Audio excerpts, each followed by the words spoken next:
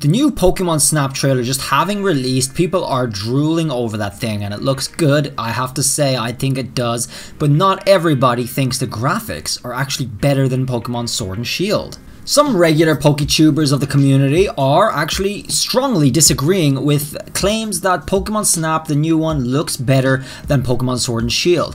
Now, Hoodlum Callum thinks it doesn't. A lot of people do. However, there are also things like factors that need to be taken into consideration here are the fact that Sword and Shield and Pokemon Snap are developed by two different studios. Of course, on the one hand, you got Game Freak, who's developed Pokemon Sword and Shield, and on the other hand, you have Bandai Namco, who is all over Snap, okay? So these are two different companies. Now, Bandai Namco does have experience with 3D games. Game Freak doesn't, not really. I mean, if you're talking about 3DS stuff, that's a real big downgrade from a mainstream 3D game that you're going to be playing on a major console, which Bandai Namco has under its belt. So in this video, we're going to look at both side-by-side comparison of graphics, if you will, and you guys can let me know what you think. Are they better? Which one is, if they are, and if they aren't, just let me know in the comments. What do you think? So let's take a look at the side-by-side clips. Immediately we can see a significant difference between the grass life and the plants in the game so far. I mean, of course, Pokemon Snap is going to be much more heavily based outside, and we're going to get a lot of themes with nature and such.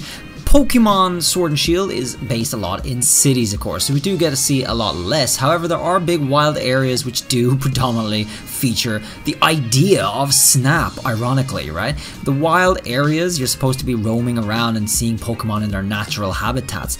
Now, it just doesn't feel like that in real life, okay? But when we look at Pokemon Snap in comparison, it does. That's the whole point of it, except we're only taking pictures. We're not going around catching them. There are no dens. There are a lot fewer features than in Pokemon Sword and Shield, but looking at this footage, I think there is a significant graphic difference. Now, they're both on Switch, so the limit to the power is obviously going to be noticeable. Bandai Namco have experience in doing games like Dark Souls even, and other on PC, on bigger consoles, PlayStation. Pokemon or Game Freak do not. They're coming from the 3DS era, okay? So, you know, just gotta give them a little bit of time. Hopefully Gen 9, they might pick something up. Hopefully they might take the animations from Bandai Namco and use them in the Gen 9 game that we might be hearing about maybe towards Christmas or early next year. Who knows? We'll see about that. So that's it. Feel free to check out like frame by frame if you really want to grind down to the comparisons of the graphics. You can. I mean, that's what this side-by-side footage helps you do. And I mean, there's lots of different ads out there. You can check out other Pokemon Sword and Shield ads to compare.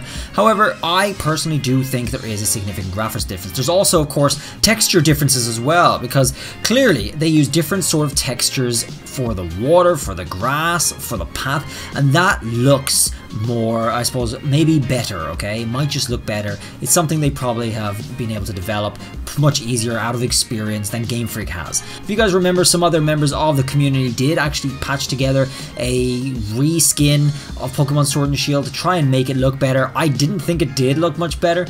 It's just an attempt though, at least. There was that, and they fixed up the old tree, okay? So that was a thing. Of course, we did, and we always will remember the Nintendo 64 graphics for the tree in Pokemon Sword and Shield. That's definitely not the case in Pokemon Snap. So we're gonna have to see how Game Freak ups their game, especially when they got competition like this right at their back door. Who knows? Pokemon might contract out Bandai Namco for the Gen 9 or Gen 10 in the future if Game Freak is not up to it. Future is in their hands. But anyway, thanks for watching, everybody. I hope you enjoyed seeing a little bit of a side-by-side comparison, and I will see you guys around in the next video. Don't forget to sub. Till then, bye!